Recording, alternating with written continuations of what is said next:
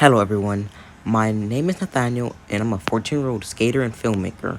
Today I will be showing you a video I made on LumaFusion called Rose in a Box. I'll also be showing you how I created it. Enjoy.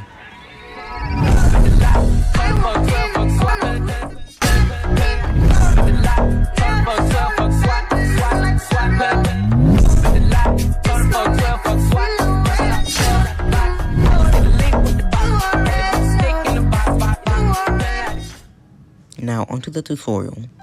To make the intro, I added an image of a rose and changed the size and the cropping to make it fade in a way I liked.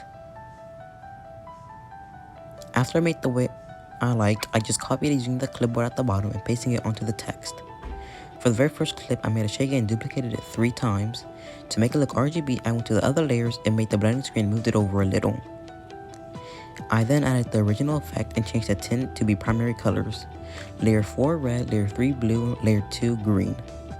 For the second clip, I made a very simple velocity by cutting on every beat and going 6 frames back.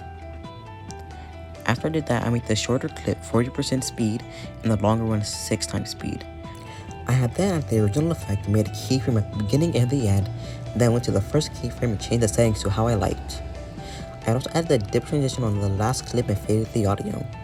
I then added 2 clips that look similar and synced them to the music.